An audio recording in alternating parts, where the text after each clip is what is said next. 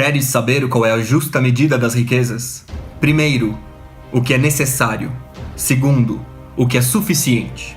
Nesse vídeo eu trago não simplesmente as máximas, mas também as principais ideias que o Sêneca apresenta nas Cartas a Lucílio, que são consideradas a principal obra que sobreviveu dele.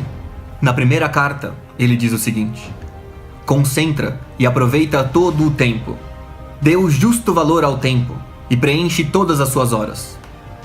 Se tomares nas mãos o dia de hoje, conseguirás depender menos do dia de amanhã. De adiantamento em adiantamento, a vida vai se passando. Nada nos pertence, Lucílio. Apenas o tempo é mesmo nosso. A ideia dele aqui não é de simplesmente fazer uma listinha de afazeres do dia para fazer todos eles o mais rápido possível e sobrar o máximo de tempo para você. Mas é o de ter consciência do que você está fazendo. A cada momento, ter certeza de que é aquilo que você queria estar fazendo mesmo, que você quer fazer, que você tem que fazer.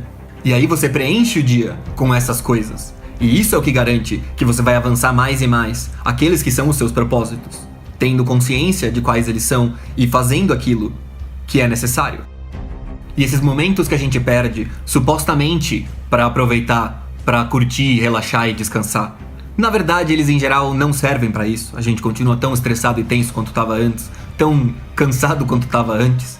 Então eles só servem mesmo para perder tempo. É esse tipo de momento que não tá nas nossas mãos e que a gente precisa remover e fazer aquilo que a gente realmente quer fazer, sem a desculpa de que vai ser melhor a gente não tá fazendo aquelas coisas e se largar à deriva fazendo qualquer atividade que absorva a nossa atenção.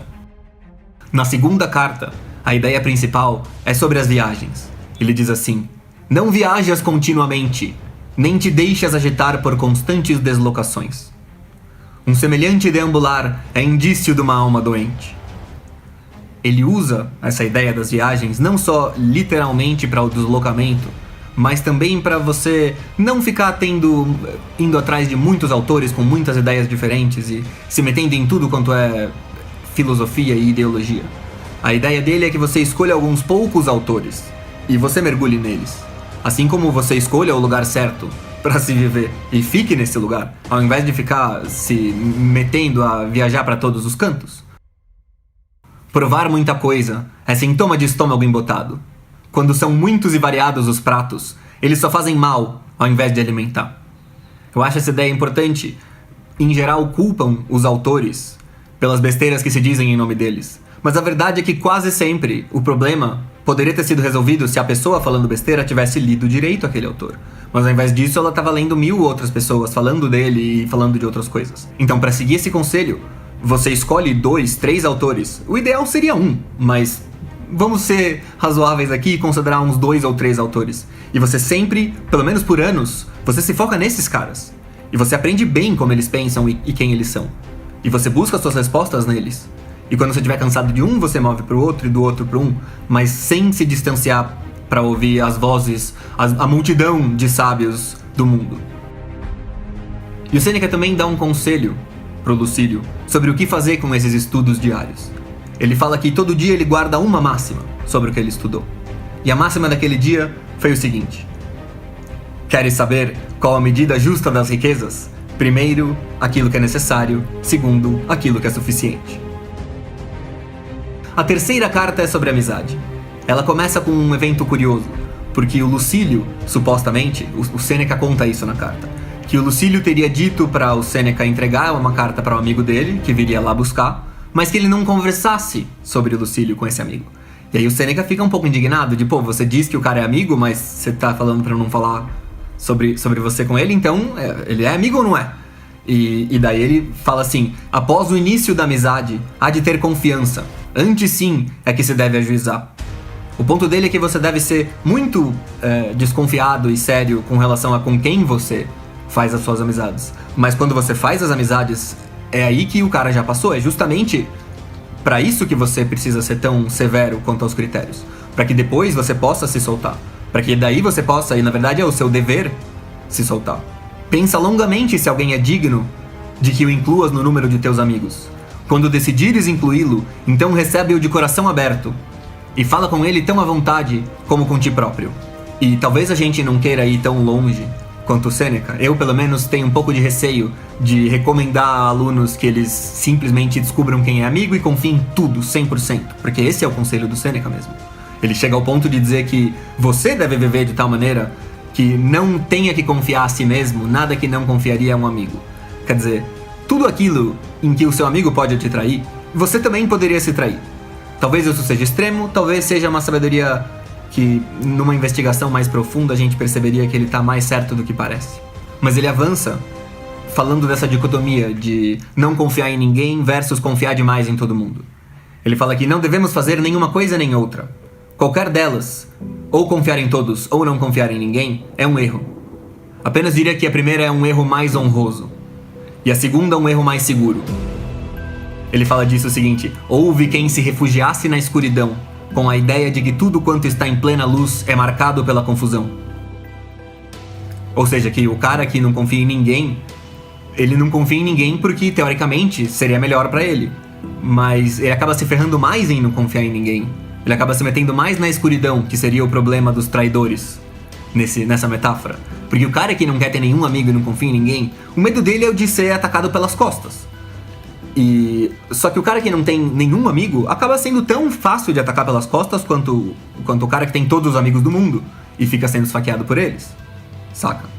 Então a ideia é um caminho mais intermediário, de você achar bem em quem você deve confiar, e a eles você expõe as costas, sim. Caso contrário, você vai acabar se ferrando do mesmo jeito. A quarta carta fala da morte. Nenhum mal é verdadeiramente grande quando é o último.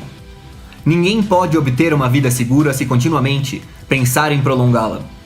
Se considerar entre os bens mais preciosos um grande número de anos. Quer dizer que se você quiser viver mais, é melhor você não tentar viver mais. Se você quiser buscar a felicidade, é melhor você não buscar a felicidade. Isso tem a ver com um ponto que eu trouxe em outros dos meus vídeos de estoicismo já, de como quanto mais você teme a sua vida, mais vulnerável e fraco você se torna. Aqueles que não temem nada nem ninguém, muito menos a própria morte, esses se tornam os senhores dos outros. Porque eles atacam e eles tomam riscos e acabam dando certo porque os outros agem como covardes de sua perspectiva. Porque eles amam a vida. Mas em graus menores isso também funciona. Quanto mais medo de perder você tem, mais você tá com as mãos amarradas e acaba perdendo por causa deste medo. Mas o estoicismo, Sêneca chega a um ponto mais extremo até, de que você precisa ser capaz de desprezar essas coisas. Você precisa não dar valor nenhum à vida, porque você pode perdê-la. Não é só o de não se importar tanto, é o de dar zero valor. É difícil, você dirá, levar o espírito a conseguir desprezar a vida. Mas tu não vês como, continuamente, ela é desprezada por motivos fúteis? Esse ponto do Sêneca é excelente. Olha em volta, quantos não tiram a própria vida por terem sido traídos, não terem passado numa prova, ou qualquer outro motivo muito mais fútil do que a filosofia. Ele diz que você acha mesmo que a virtude é incapaz de conseguir aquilo que um terror ou um pânico consegue? Ou seja, desprezar a própria vida? Se queres ter uma vida agradável, deixas de te preocupar com ela. Nenhum objeto dá bem-estar ao seu possuidor, senão quando este está preparado para ficar sem ele. Você só é capaz de apreciar algo quando você entende e aceita que você vai perder esse algo, que ele não é eterno. Mas é isso, muito obrigado por assistir até o fim. Eu vou trazer também em outros vídeos mais cartas, pretendo seguir na ordem mesmo. A gente viu aqui as 4 primeiras cartas das cartas a Lucílio do Sêneca, e depois eu vou tentar trazer talvez um pouco mais de cartas. Talvez das 5 até a 12, não sei, vamos ver. Porque os livros estão separados dessa forma, né? Mas de qualquer forma, espero que vocês tenham curtido e também espero que vocês entrem no meu novo esquema de membros. Agora você pode participar, você pode se tornar um membro oficial do canal. E daí todas as transmissões ao vivo que eu faço transmissão ao vivo toda semana, na segunda-feira, garantido, às 9h30. Mas em geral eu também apareço pelo menos na quinta e no fim de semana algum dia. E daí nessas transmissões, se você paga R$2,99, que é o mínimo pra ser membro, você já consegue usar todos os emotes na live e tudo mais. E também você recebe um convite pra um grupo secreto de WhatsApp, secreto entre aspas, né? O grupo só pra quem é membro. E daí eu converso com vocês lá também quando eu conseguir. Mas por enquanto tá tranquilo, então é uma boa hora pra vir. E é isso aí, galera. Falou, até a próxima e até mais.